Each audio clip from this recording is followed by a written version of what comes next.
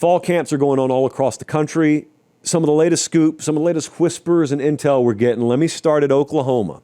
I know that the internet has been abuzz over the past about 24 hours with this whole John Mateer Venmo sports betting scandal. And whomst amongst us has never been caught up in one of those. But I have great news. It's over. It's over because he put a statement out on Twitter. And I don't know if you're familiar with the legal process, but once you put a statement on Twitter, it's done. So I'm happy. Like, my questions have been answered. Real talk, I don't think this is going to be a big issue. You can think what you want about it. Everyone's got an opinion on it. I'm just saying I don't think it's going to be a big issue. And 2 weeks from now, I don't think many people will be talking about it. But I didn't comment on it last night because I don't have a clue what the truth is, other than the statement on Twitter. But I will say about Oklahoma's fall camp so far, defense ahead of the offense. Not the biggest breaking news. That's the case at a lot of places. The difference is I think the offense will be okay here. The interior of this defensive line is a big plus. They got really 3 sophomores that we're looking at that we keep hearing good stuff about. One of them's like Reggie Powers and Devin Jordan at DB, but Jaden Jackson at defensive line. There are players that look like they're supposed to look at Oklahoma. There are players that can take over games here. There's still, on the other side, a lot of rotation at offensive line, which I don't necessarily love, but that's what God invented fall camp for, as Mimo always taught me. I don't know if you've read the papers, got a pretty good offensive line coach out there. So we think they'll get that figured out. But just a question. Are you guys going to start a true freshman at tackle? 5 stars, but true freshman? Let's just keep an eye on that. Notre Dame, quarterback battle still going on. I will admit, I thought this would be settled by now. So I was wrong about this. And I am wrong in the sense that I thought in the spring C.J. Carr would lock this job down. Now, maybe he will. In fact, I think he eventually will. But I don't know. It's still neck and neck. So it could be Kenny Minchie. It could be C.J. Carr. I'm just saying what I hope doesn't happen here is that thing lingers and no one really grabs the job and they waste what should be a really, really upgraded wide receiver room. So that's what we're watching for there. They hit on Will Pauling, kid out of Wisconsin. Malachi Fields out of Virginia. They got a good receiver room, man. Like, they feel really good about it. I feel really good about it. That plus Faison and Greathouse, who were already there. I mean, this is a drastically upgraded wide receiver room. We're saying that about Penn State, but I'm saying it about Notre Dame too. And I feel really good about corner, linebacker. There's a lot to feel good about with Notre Dame. Quarterback battle still going on. Now remember, one of the big lies they tell in college football sometimes is if you got 2 quarterbacks, you don't have any. Because sometimes that's a lie. Sometimes it's true. Sometimes it really is that no one's emerged. I don't think that's the case here. And for the record, I'm still calling Carr. I still think C.J. Carr will win this job. But until they make an announcement, and there's some rumors here and there that we may have an announcement soon, but until they make an announcement, it's a coin flip. FSU. Hey, really quick timeout. We'll get right back to the video. Do me one favor. Make sure you're subscribed. It helps us keep the show free. It helps us keep the lights on. It helps us keep doing college football year-round, and we appreciate it. All right, back to the video. As you may recall last year, Florida State sucked water through a garden hose offensively. Again, as Meemaw would say. They were 131st in offensive points per game. What do we got, 135 or 6 teams? Glass half full is it could have been worse. Not much worse. And then in comes Gus Malzahn.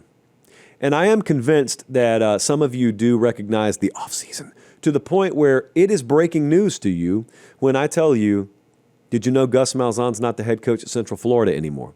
Did you know he's the offensive coordinator at FSU? That really happened while you were irresponsibly spending time with your wife and your family, or while you were enrolled in summer courses to try and get ahead on your academic track and you weren't paying attention to spring ball and you weren't paying attention to summer workouts like you should have been doing. Yeah, Gus Malzahn took the FSU job. So they also got Tommy Castellanos, which is a tough last name to say, especially if you dabbled in Spanish a semester or two like I did. But you're going to get, based on the feedback we're getting from FSU's fall camp, which is tough to come by, trust me, You're going to get some pop plays with him.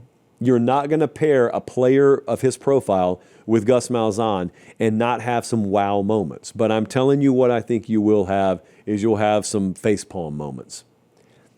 Consistency is the name of the game, and I don't know that I can count on it from them offensively out of the gate. They were 12 for 50 on passes of 20-plus yards in the air last year. 3 touchdowns, 5 picks. They feel better about the offensive line. We'll see on that, but they're going to have like anywhere between 6 and 8 true freshmen in their 2 deep. Boggs probably going to start at wide receiver, probably their 3rd wide receiver. It's just they got to face Bama out of the gate. I really wish they didn't. I really wish they had East Texas A&M, Kent State, and just throw Bama somewhere later in the year. Or don't play them. Adopt the SEC scheduling model, as some people in rural Indiana call it. But they got to face Bama out the gate. I don't like the matchup. I just hope it's not the kind of game. I hope Mike Norvell was right in what he said to us when we went down there in the spring, because he was on the show and he said, I think we made the right moves. I think we got the right people in the building. And I believe that he believes that. He wasn't BSing us. But then you got to play the games. And if you're competitive with Bama, win or loss, if you're competitive, everyone believes. But after last year, $1 million question around there is how mentally tough is Florida State football? And that's up to Mike Norvell and his staff, but ultimately it's up to those players. Because if it doesn't go your way in week 1, you got 11 more of them. And you died as a team last year, and you can't have that happen 2 years in a row. So the consistency thing, that's the big question there. What about Oregon? It's going to be Dante Moore at quarterback. I'm going to go up there later this week, actually. I don't think I've said anything about that. I don't think I'm supposed to say anything about it. But, yeah, it's going to be Dante Moore's job, I think. But the good news is Austin Novosad has really pushed here. And I don't think it's because Dante Moore's been terrible or anything like that. They just acquire good quarterback talent up there. Now, here's what I'm wondering about Oregon, and here's what I keep asking about. Evan Stewart's out of the picture for a little while. Tess Johnson's gone. Do they have the wide receiver personnel to backfill? And I don't know that they do. They're not going to be like just completely porous at the wide receiver position, but I wouldn't be surprised at all. If you watch Oregon, Bradley, do me a favor. If you got their schedule, throw it up. If you don't, it's okay. But I wouldn't be surprised when you watch Oregon this year if you didn't say, wow, man, that offensive profile, that offensive identity feels a little different. It just may have to be that way. You may not have the game records out wide that you normally have. And that's even if we can count on Dante Moore to get the ball to him. Probably less 11 personnel. I mean, listening to Will Stein, the offensive coordinator, talk about that, edge room is really good here. DB feel pretty good here. So good returns so far. It may be they got to win different ways. That may be the case. Fall intel is great.